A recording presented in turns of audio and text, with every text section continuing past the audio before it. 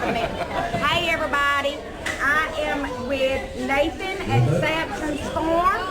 So he's going to tell us a little bit about himself, how he got started homesteading, why he chose this lifestyle, and what are all these items that he's got for sale here. So go ahead, brother. Like Jared said, I'm Nathan with Sampson Farms, and honestly, I got into this lifestyle because I was born into it, and I know a lot of people say that. I'm from Northwest Tennessee. I was in the Army for 14 years, come back, and it just is what we always did. It's the way we grew up. That's right. And it makes sense to me to continue doing this. And as to the items, I've got a bunch of stuff that I wish I would have had years ago. Some honey dippers. A honey dipper? Not a honey dipper, this is a garden dibble. The honey dippers are down here. So what you mean garden dipper? It's a tool that they used in Europe a lot, and I have it marked off in ½ inch because most of our seeds are ½ inches that we plant.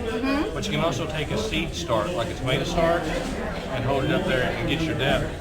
Put it in the ground, make your hole, drop your seedling or your seed up in there, or your bulbs like your onions and garlic, which like to be about an inch. It's already measured out for you. You just make the hole and you put your seed in. Wow. Or tulip bulbs, because it's about 6 inches, and you make the hole and put a tulip bulb in it. Or you can take 2 of them and run a string between it and make your rose. Wow, nice.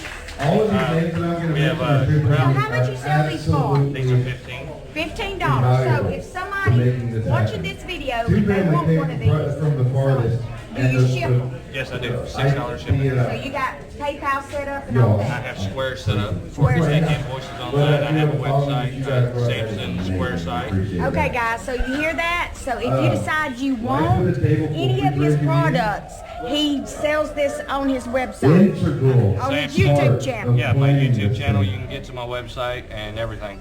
And I have shipping and pictures of all this stuff.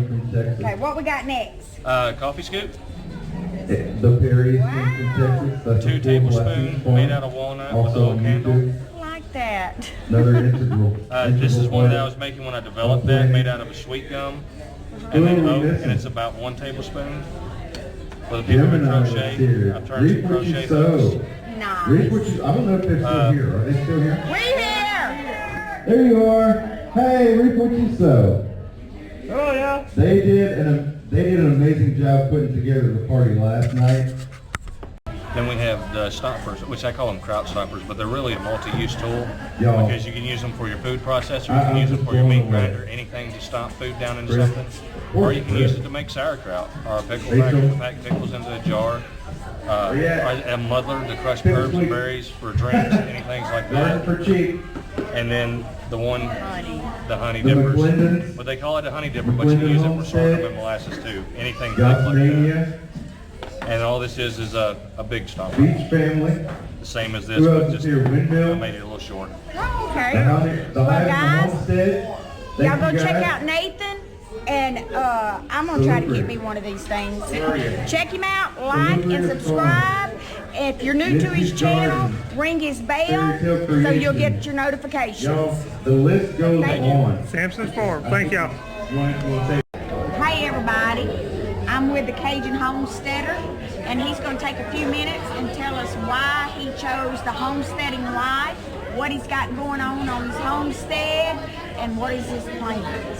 So let's have it. Okay. I was born and raised in the country, so back when I got into the 20s, I moved to town and married a city girl. But I've always wanted to move back to the country. Well, a couple years ago we had the opportunity, and so we took it. We moved back to the country. We actually live on my great-grandfather's old homestead. So we are cleaning it up and actually restoring an old farmhouse. It was built in 1931. So all the fences need rebuilding, and so got that going. We've actually making some gardens area.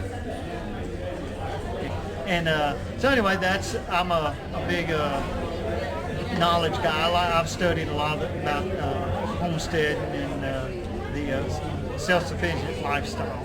So, and I think knowledge is power, and so that's where I kind of lean towards explaining to people how to go about doing stuff, either preserving food or growing crop or animal husbandry, either in raising different animals. And I have bees, and I'm a bee guy. I like bees. But that's pretty much where we're going. So how long have you been taking care of bees? All my life. I was right. My dad was a big beekeeper. He had a lot of bees when I was a kid. Taught us about keeping bees, and we went through stages. And I actually used all his equipment, all my beekeeping equipment, and stuff he used. So you do a lot of videos on your bees? I've done 2 of them, and I have some that I've filmed in the past, and I haven't posted them yet. Okay. I got to edit them and get them ready. All right. So what other animals do you have on your homestead? I have a dog. That's it, a dog? That is it. Well, unless you count worms, I got a worm bed. Oh, I got a worm Hey, bed. we got worms. Oh, you got rats in yours? No, ma'am, none. I got rats in mine. Yeah, they eating your worms. No, they're not eating my worms. They eating the food. They were big. Oh, that is right. Watermelon. Well, his worm casting is starving to death. The poop ain't got nothing in it, y'all. I feed mine eggshells, hog grounds, beans. I don't have chickens yet. Bananas. They love They do? bananas. They do. I've fed them bananas before. But I don't have a chicken yard yet. I did, and I had 30 chickens a couple years ago. And butchered 10 of them, and I gave the other ones away. Need to get rid of them. Like I said, I hadn't built all my fencing. I have quite a bit of fencing material. I have like 11 rows of goat fencing ready to go up, and I have 22 rows of barbed wire. Oh, so you And get ready for 400. goats? That's what. Well, goat fencing will keep anything. And so that's where I'm going that direction. So if I decide to get, because when I was little, we raised a calf a year and 1 pig. And we butchered that. Every year we butchered a calf and a pig. And so that's where I got that. My dad was a big self-sufficient guy. He always wanted us to learn how to raise your own food and learn how to prep it, either the food, the meat way, which was sausage and smokehouse. And then my mom taught all of my sisters how to can stuff. So I've actually taught my daughter how to do a little canning and how to make soap. So, and cheese. Stuff like that. Well, I'm you into need all to get that. you some Nigerian dwarfs, and that way you can make soap with the milk. Yep. I thoroughly agree. I love goat's milk.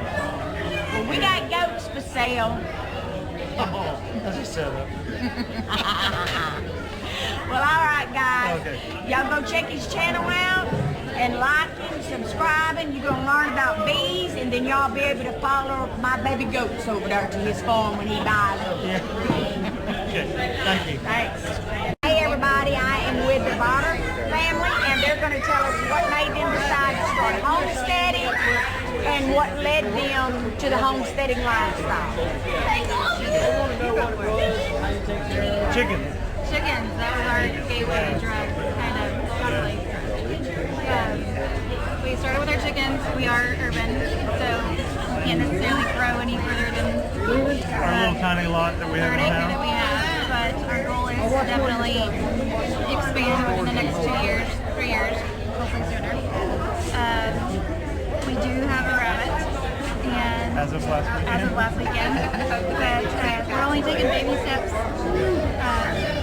And we've got a pretty good garden for our property. And our kids are pretty involved. But we for sure want to expand. We want to not just have what we have, but to be able to share and make it more of a community thing within our family. He's got a really big family, so we know that they've already asked us, can we grow things with you? I'm like, yes, our backyard is your backyard. Do you want to add anything? Okay, guys. If y'all haven't heard of them, go check out their channel. Like, subscribe, and follow them. Ring the notification bell to where you'll get notified every time they put a new video up. Or go live. Thanks, guys. Hey, everyone. We're with Four Blessings Farm, and they're going to tell us a little bit about why they homestead and what led them to this lifestyle. So, we lived in the city. When me and her met, moved to the near city of Austin. When our oldest daughter was old enough to go to school, we decided that she wasn't going to school in a big city. So we bought land out in the middle of nowhere. It ended up with 10.5 acres, pure undeveloped land. And I decided that where I grew up in a farm, I grew up on a farm that was already there, established, been there for many, many years, that I wanted my kids to see the start of a farm, how it becomes, where everything comes from. From the chickens to the plants to tilling the dirt to clearing land, everything just from the beginning on. So they learn everything. And then when we're gone, they have something to continue. Wow, very good. That's our plan. So guys, if y'all are not familiar with Four Blessings Farms, go check out their channel, like and subscribe, and follow their journey. If you hit the bell, you'll be notified of every new post that they put up. So go check them out. Thank you. You're welcome. Good to see y'all. Meet y'all. All right, how you doing, man? Pretty good. Tell me about your channel. Our channel is Windmill Farms. My name's Larry, but I go by Grizz. My wife goes by Cat. We got a small 70-acre farm in North Mississippi. We do everything from beef, which we run Dexter cows, which are your mini cows. We do the Dexters. We got turkeys, we got ducks, we got chickens, we got quail. We do our own beers and wines. We just got through foraging for over 100 pounds worth of mushrooms. We take what Mother Nature gives us out of the woods first and foremost to help us with things. But yeah, we do everything. We also do our own dyeing with plants and stuff like that, and we also show people how to grow their own food after they've harvested what Mother Nature will give them, so that they can live there on their own without having much of a grocery bill. So.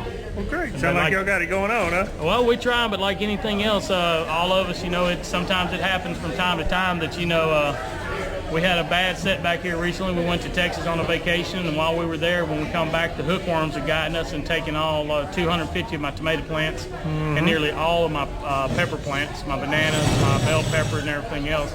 We're going to replant. My beans are getting replanted, just some things like that. But that's Mother Nature gives us a bounty, and then when she gives us a bounty, she throws something at us and makes us realize that she still has it. Got control. Yep, it's all in God's hands. As much as we think we control things, we really don't. So, but yeah, we're going to do like we normally do: back up, hunt, and we're going to take it again, and we'll just go where Mother Nature and where God directs us. So, good deal. Hey, y'all go check them out now. That's Windmill Farms.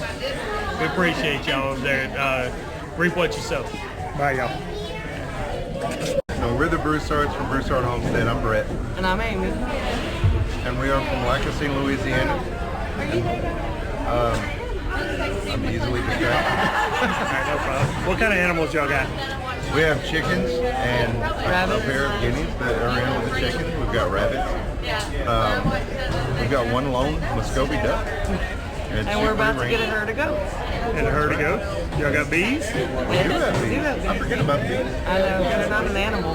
Yeah. They're my friends. Yeah, and we raised gardens, but they were not very successful. Between us traveling and the weather being ridiculous, our gardens have really suffered.